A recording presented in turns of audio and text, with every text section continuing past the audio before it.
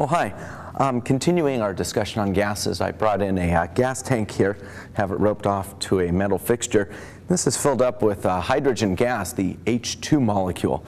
And there's a regulator here, regulates a valve here to open. Have a rubber tube here. I can go ahead and let loose with some hydrogen gas. You can probably hear it. Some H2 gas. We won't smoke or have a match anywhere near this. That would be a bad idea. The hydrogen gas coming out is traveling extremely fast. We'll talk about relative speeds and make a calculation in just a moment. And I can demonstrate this.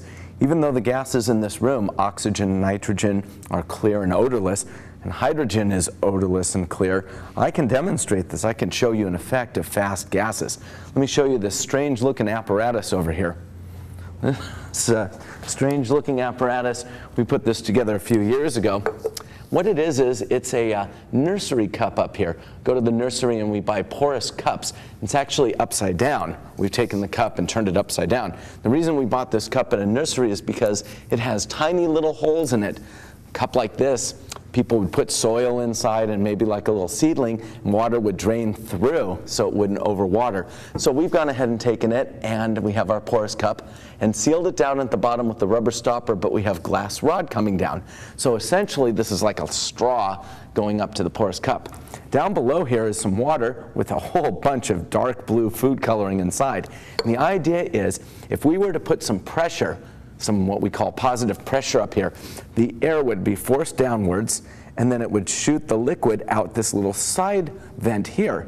Now I could actually do this by cupping my hands and then blowing real hard. I could force air in. It would be like blowing bubbles. Maybe a small child would do it, or an immature adult at a restaurant blowing bubbles inside of a soda or something using a straw. But instead, I've got this set up, so what I'm going to do is put some hydrogen gas on the outside. On the inside is just air. Air's been moving in and out for its existence, and it's still moving out now, meaning oxygen and nitrogen is going through the cup. Turns out that hydrogen travels faster than these gases because it's smaller, lighter weight. So hydrogen's going to zip in, and the other molecules, oxygen and nitrogen, are going to come out, but at a slower rate. So this is going to become pressurized inside, and the liquid will come out. Now to do the hydrogen, very simple. Take a large beaker, and I'm going to fill it up with some hydrogen gas here.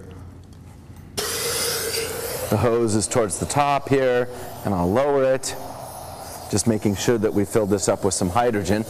And the hydrogen's not going anywhere. It's true, some of them are bouncing out, but the hydrogen's very lightweight and it's staying at the top.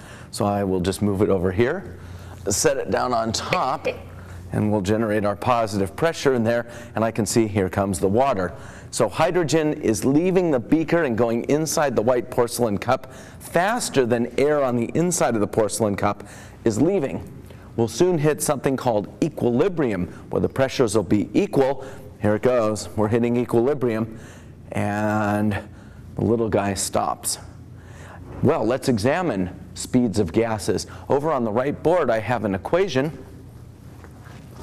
This equation is derived from kinetic molecular theory, the idea that in this room there are gas molecules, they're traveling in 3 dimensions, they're traveling very fast, as we'll find out. Their interactions with one another are negligible. We say, well, if gases are going to even strike each other like some oxygen molecules, bam, they're elastic like billiard balls. They just bang off of each other. These are traveling extremely fast, and they're bouncing off of the walls, they're bouncing off of my eyeball, bouncing off of my head. It's no big deal. We're not bombarded by one direction, they're all around us. Mu is the speed symbol that we use. This looks like a strange looking little U actually, a tail on the back, a tail in the front, mu, mu. RMS stands for root mean square. We're going to just say, you know what? Root mean square, mu, this is an average velocity. So we're going to calculate the average velocity of a gas inside this room. The average velocity is very simple to calculate. It's equal to the root, the square root, of the number 3, r, the ideal gas law constant, and big T, temperature, divided by the molar mass. Now, in order to make units work out okay and clean, we're not going to use 0.0821 liter atmospheres per mole Kelvin. We're going to do a little bit of unit conversion on that. The factor happens to be about 101 to change liter atmospheres into into an energy unit that's usable, the joule. Temperatures in Kelvin, the number 3, our energy unit here is going to have kilograms as the mass. So we're going to do the molar mass off of the periodic table in grams per mole, but then we're going to change it so that kilograms will cancel in just a moment. Let's do a problem for O2 gas at 298 Kelvin, which is right here in this room, room temperature, and there's plenty of oxygen here. About 1/5 of the atmosphere is oxygen. Let's plug in some numbers.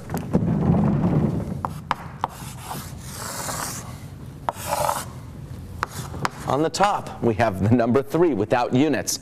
The R value that we're going to use for this problem is going to be 8.314. I had mentioned 0.0821 is the number we've been using in our ideal gas law problems.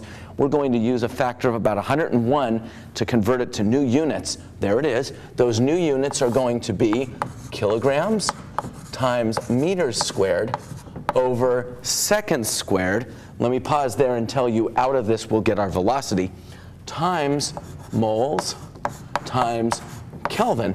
That's not a joke. If we were thinking that our units on the other R were complicated, this is a nightmare, but things will work out okay. Times our temperature, 298 Kelvin. Now our molar mass, I want to say two things about the molar mass of oxygen that we'll be using in this problem.